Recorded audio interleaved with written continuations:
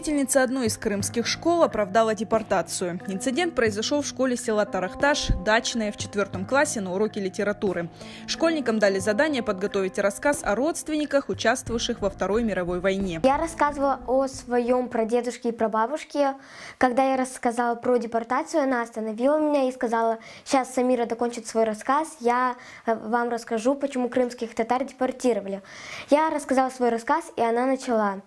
Она сказала, что крымские татары были предатели, потому что они помогали немцам еще раз захватить Крым. Я почувствовала взгляды своих одноклассников, мне стало неудобно. Мне было обидно то, что они говорят так про нас, то, что мы предатели. О случившемся на уроке дети рассказали родителям, которых возмутили подобные высказывания педагога. Вчера, когда моя дочь вернулась со школы, не было настроения. Когда начали разговор, она,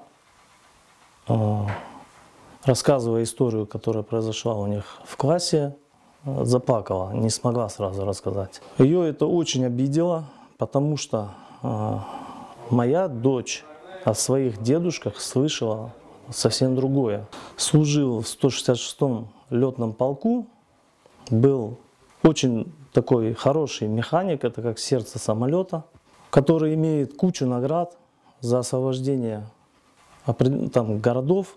Удивляет несколько другое, что это сказал не просто человек с улицы, не просто обыватель какой-то, да? Это говорит учитель, это говорит педагог. Во-первых, это те люди, которые являются авторитетами для детей, которым прислушиваются дети, которые формируют у людей определенный взгляд на жизнь.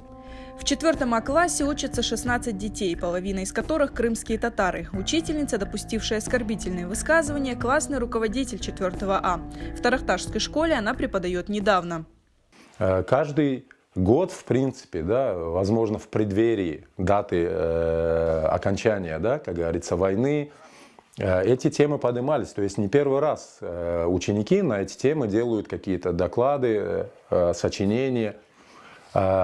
Такое первый раз случилось. Это очень может сильно повлиять на психику таких маленьких детей. Они могут замкнуться от такой информации, чувствовать себя, грубо говоря, чувствовать себя как минимум неловко среди этого общества.